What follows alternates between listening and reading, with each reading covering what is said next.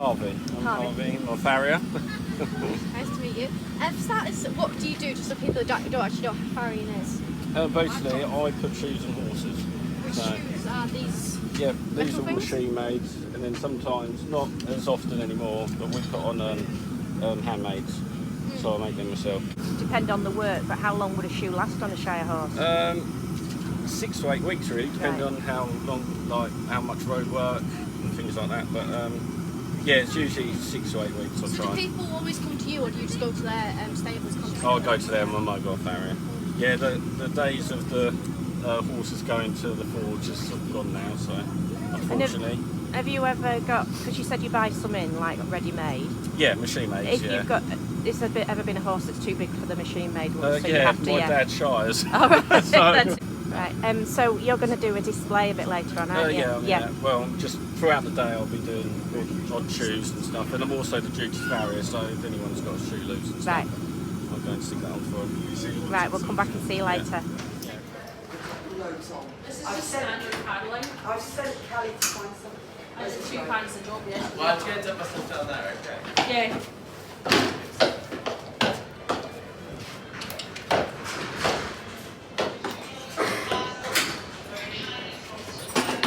What was she lost looking at? I'm not too worried about it. I'm not too worried about it. But Dad said no, it was breakfast. Oh, he snapped it off. No. You check. Right, if you do that one first, then I'll get the stool up. So what are you checking for there? Just to make sure his shoes are nice and tight. Right. Is that all right for a bit of chocolate? Yeah, he snapped both of the outsides, Caroline. Yeah. Probably turning that down too far. Could be. I think it was a bit in the shops. So I'm just going to tighten these nails up slightly.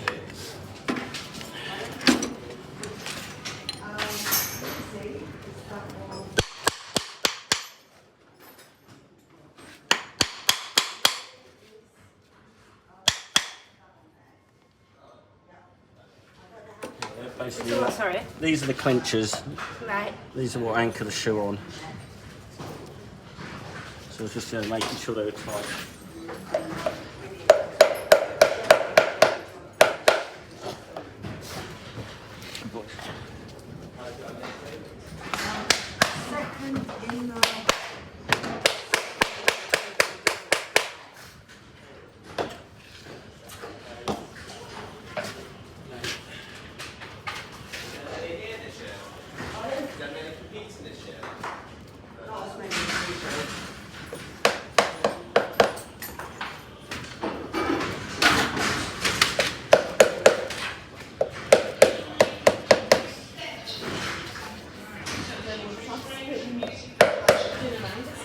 All good. Tighten them back up. So you didn't need to put another one in, you just tightened the ones? No, yeah, I you just tightened tightened them up. the original nails up. So he's yeah. all ready to go? Yeah, he is, yeah. Oh, great.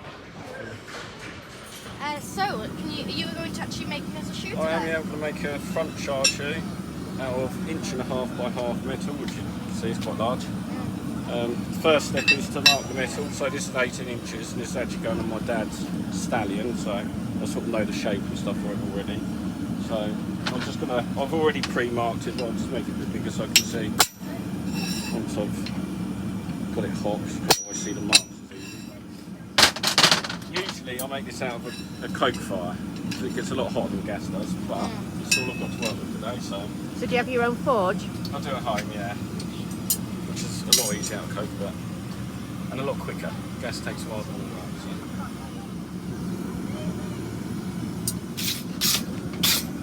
Now I've just got an even heat, either side of the toe.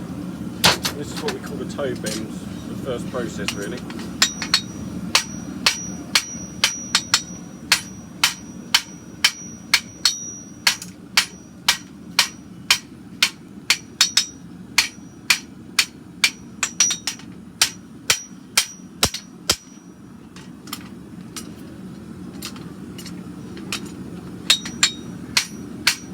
Forging, you always try and do exactly the same as you did on the other side. Try and keep it symmetrical.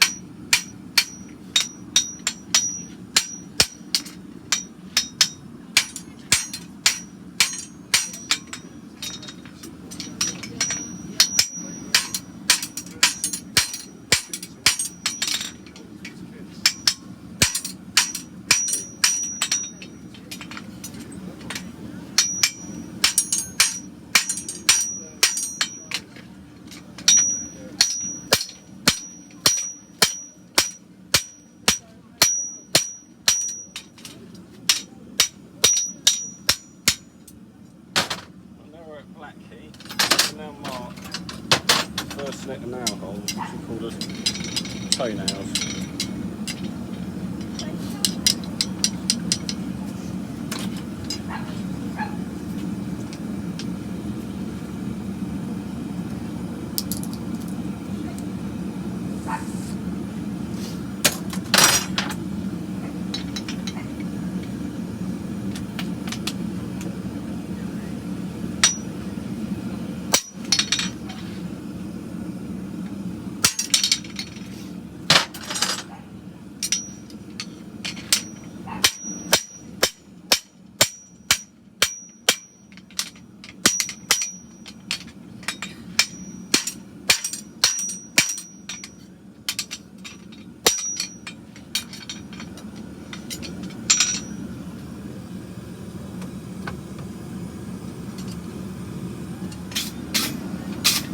Brushing the scale off the shoe where the steel oxidizes.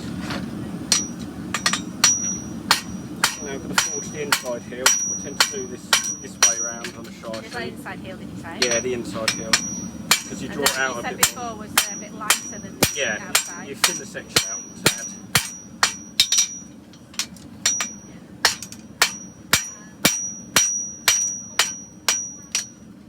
We're doing the front check of the heel.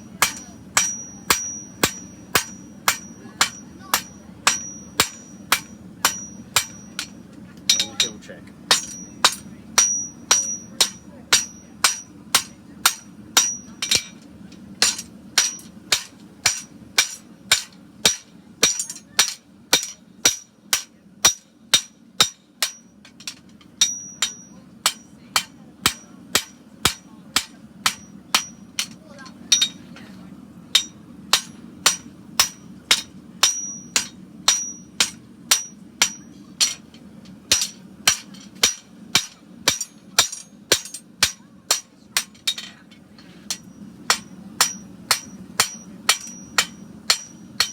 This is what's called second heels, where you take the sharp edge off the floor surface of the shoe. I see you should take all the edges off. Yeah. Keeps the shoe safe, stops the horse standing on the inside, and helps towards brushing.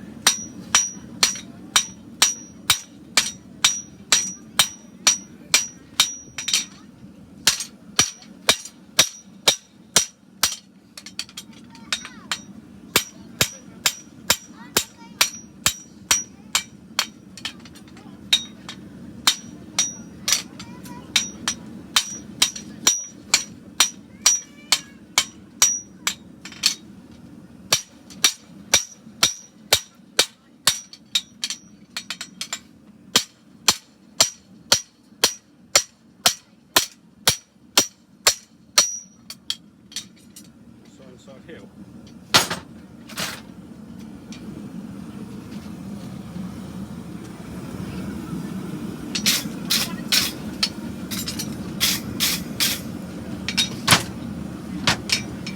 So I've forged the inside heel, just going to straighten up to make sure everything's nice and level.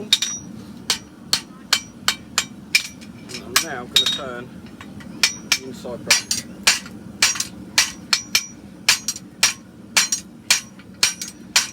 I know the horse that I'm making these shoes for. I was going to ask you that. Yeah. That question I was going to say. So, do you just get so that you can just make it without even thinking about it? yeah, I've got him enough now that I know his shape.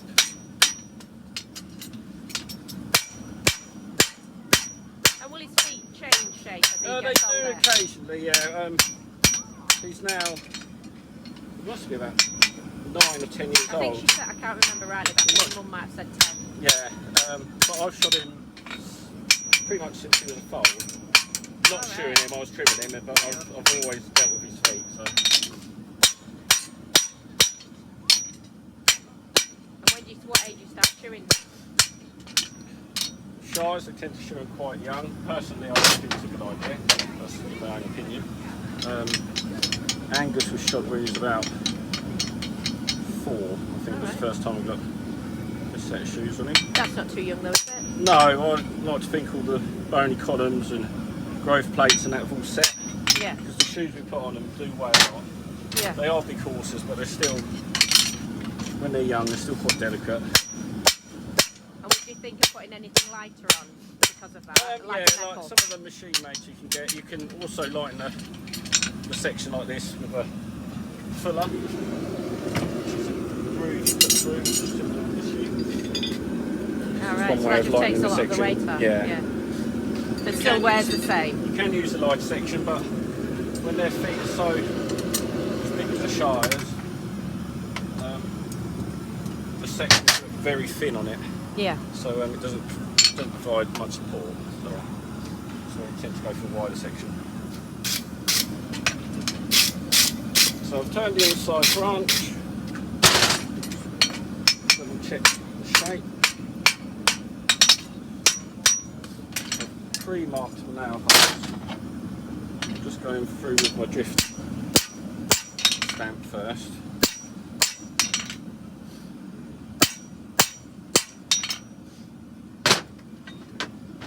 This is a stamp for the actual nail hole size.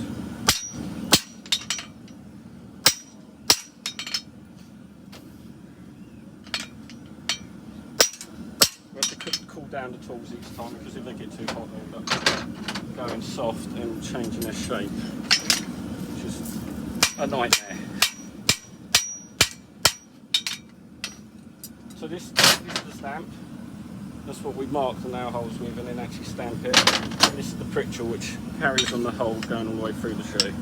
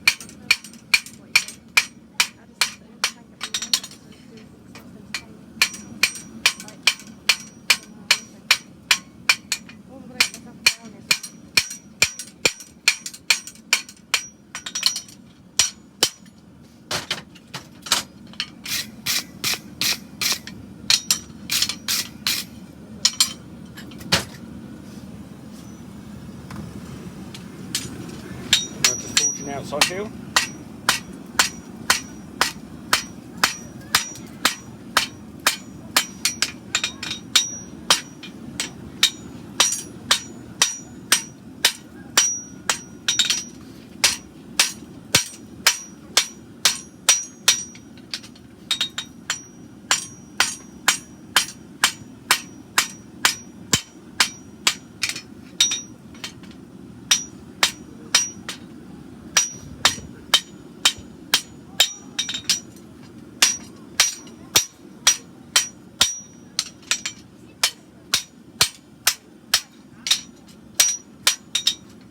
Got enough heat, we'll put it on the outside branch.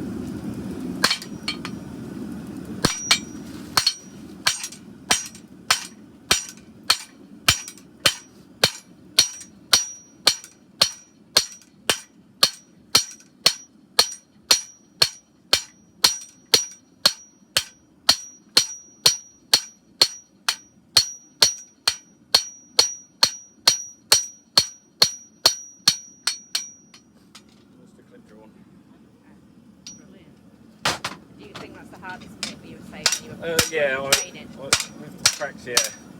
It's so easy to get it wrong.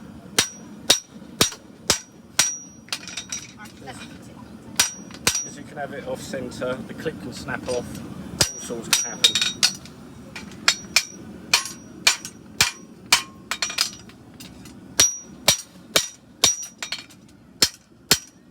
What I'll do now is put it in for one final heat just to tidy it up and it's all done. That's great.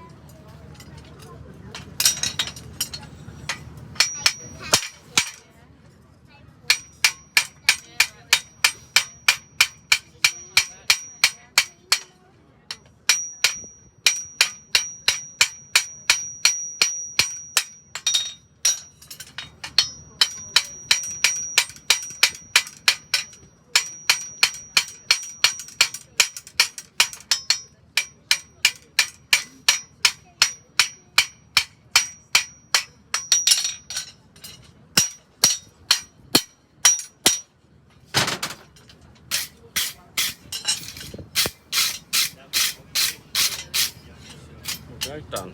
Well done. All done. So, wow. I mean, you've just taken a piece of metal and you've made it into a piece of metal. Put the piece of metal better. next to And it, what it came from. Look, it was like this. I bet that's a bit thinner, but Yeah, that look. next The to wider that. section behind you, the longer The bar. I wider haven't actually got a section. short bar. This bit one, I thought it was yeah. It's a bit heavy. But you've made it, and you actually made it into a shoe.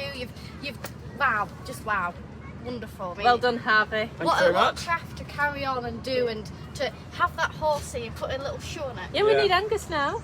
Yeah. Yeah. Yeah, they're his next set. So the next show he goes to, I'll be putting those on him. So that'll be his next one. We've witnessed Angus's new set of shoes. Yeah. Oh, thank you. Thank you very much, Harvey. Thank you. It's been a wonderful experience. Cheers. Enjoy the rest of the show. Will do.